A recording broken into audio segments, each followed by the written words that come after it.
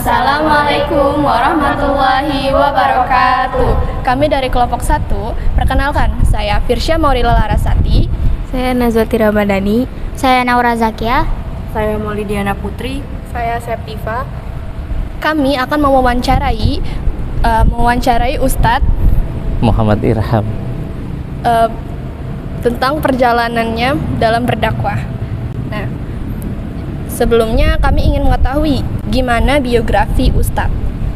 Bismillah, alhamdulillah, wassalatu wassalamu ala rasulillah wa ala alihi wa sahbihi wa mawalah wa la hawla wa la quwata illa billah, amma ba'd.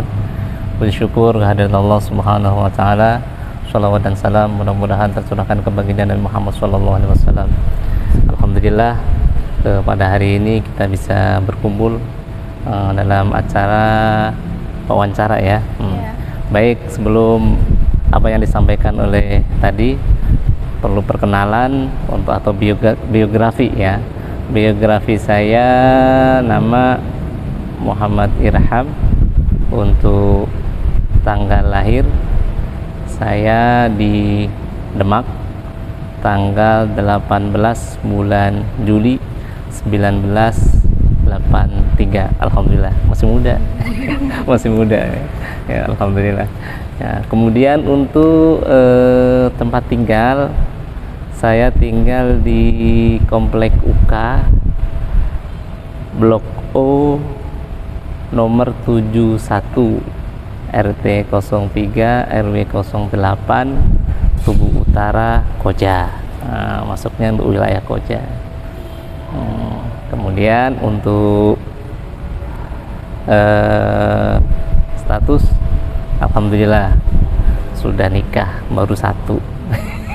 Baru satu. Nah, kemudian untuk anak, alhamdulillah untuk anak sudah Allah titipkan amanah baru 6. Baru 6 ya, alhamdulillah ya. Pertama muslimat, yang kedua muslimin, 3 muslimin, 4 muslimin, 5 muslimin, yang ke-6 muslimat. Alhamdulillah gitu. Gitu. Untuk yang selanjutnya mungkin dari usia lulus SD, SMP, MTS ya. Kalau dulu saya masuknya MTS, jadi MI ya, jadi Madrasah Ibtidaiyah, Madrasah Sanawiyah, Madrasah Aliyah. Habis itu masuk ke pesantren. Habis pesantren ya, alhamdulillah ngajar sampai sekarang gitu. Ya, walaupun mungkin dulu saya dari Madrasah Sanawiyah itu kelak di sore, jadi pagi sekolah Madrasah Sanawiyah sampai jam 1, ntar jam 2 itu saya udah ngajar diniyah. Dulu saya udah ngajar diniyah gitu sampai aliyah tetap, tapi setelah aliyah selesai, alhamdulillah saya menimba ilmu di Pondok Pesantren Mazraatul Ulum di Kudus. Jadi khusus untuk tahsin dan tahfidzul Quran. Kapan Ustadz mulai berdakwahnya? Jadi sebenarnya kalau untuk berdakwah ya, jadi dakwah saya itu mungkin dibilang selama belajar itu di usia SD saya belajar. Tetapi alhamdulillah setelah saya masuk Madrasah Sanawiyah itu udah mengajar. Jadi mungkin di usia MTS pagi saya sekolah, sore udah mengajar juga, udah mengajar kan. Ya, itu mungkin udah sebagian daripada dakwah saya. Jadi walaupun jadi saya menimba ilmu pagi, nanti setelah sore habis zuhur pulang jam 2 ngajar, nanti pulang jam 5 maghrib ngaji lagi sama kayak yang di kampung, yang namanya juga di kampung. Nah, gitu. Selanjutnya nih Ustadz, bagaimana cara Ustadz berdakwah? Cara saya berdakwah kita lihat daripada kondisi ya, melihat kondisi. Jadi ketika kita berdakwah tentunya ada tahapan-tahapan. Kalau memang kita dakwahnya bersama anak-anak, kalau kita dakwah sama anak-anak, itu pasti beda sama anak-anak dewasa, gitu. Jadi bagaimana kalau kita di sini kebetulan kita memegang. Apakah ada masalah atau tantangan yang dihadapi Ustadz dalam berdakwah? Apa saja masalahnya? Ada yang suka, ada yang tidak suka dengan dakwah kita, Akan tetapi ketika kita menghadapi yang suka, ya alhamdulillah mereka mensupport semua kegiatan kita, dan begitu juga bahkan mungkin ikut membantu dalam segi dakwah kita. Sebaliknya, ketika ada yang tidak suka, ya itulah resiko. Selanjutnya mengenai strategi apa yang Ustadz lakukan sampai bertahan selama ini? Untuk strategi dalam hal dakwah selama ini, jadi kita yang pertama kita menyampaikan itu ikhlas semata-mata karena Allah, bukan karena siapa-siapa. Kalau kita melakukan dakwah semata bukan karena Allah, pasti tidak akan lama. Tuh. Yang kedua, ketika kita berdakwah, ya, kemudian kita bukan karena Allah, itu pasti tidak akan lama. Jadi pertama harus ikhlas semata-mata karena Allah.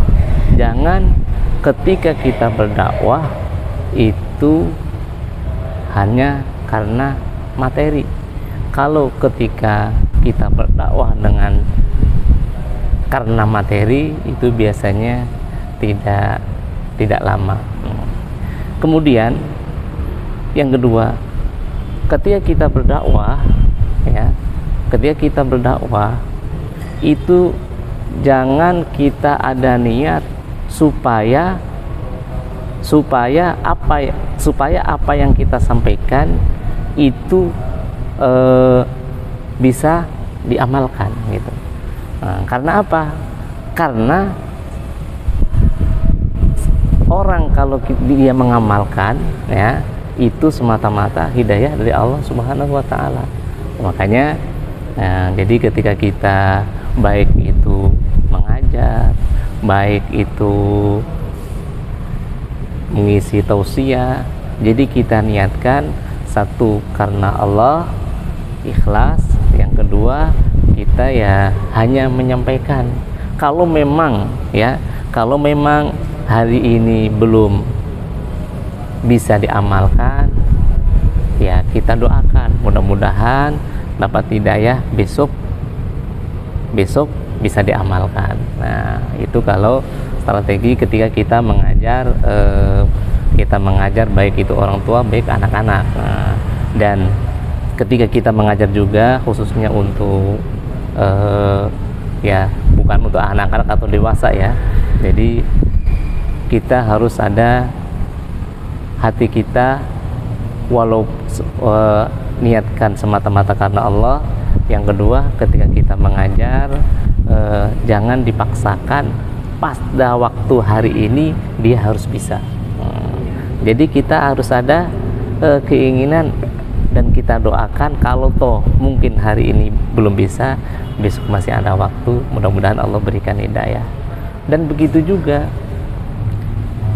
kita sebagai mungkin guru atau asatid, ya, jadi jangan lupa, ya, selipkan waktu kita untuk mendoakan daripada santri-santri kita, ya, masyarakat kita, sisipkan waktu untuk bisa mendoakan kepada santri-santri kita dan masyarakat kita, terutama dakwah kita biar diterima dan bisa diamalkan. Itu aja. Oke, selanjutnya, apa motivasi Ustadz dalam mengajak masyarakat untuk berdakwah? Motivasi saya bahwasanya seorang pendakwah atau orang yang berilmu itu harus menyampaikan apa yang dia punya, ya.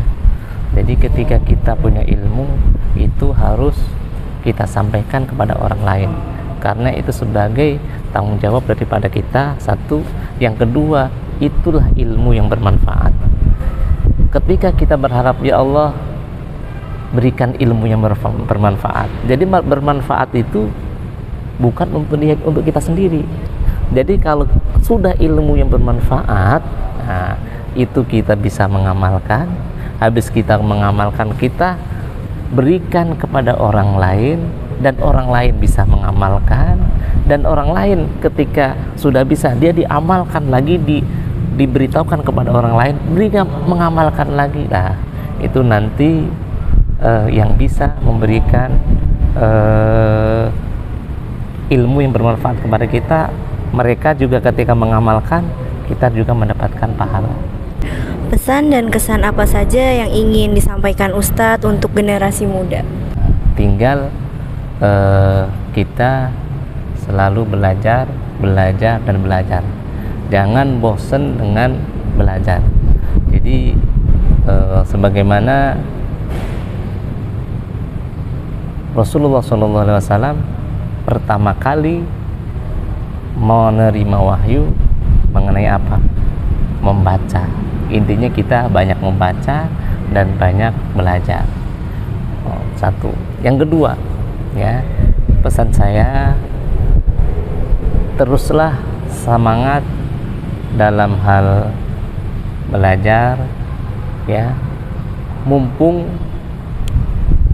kalian masih ada yang siap membiayai, satu. Yang kedua, masih ada waktu luang untuk belajar.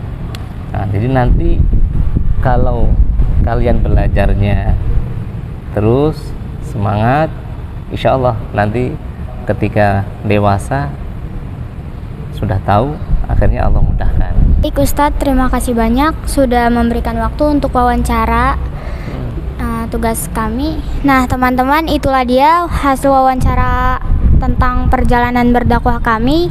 Kurang lebihnya mohon maaf apabila ada kesalahan dan kekurangan dalam kata-kata. Wassalamualaikum warahmatullahi wabarakatuh.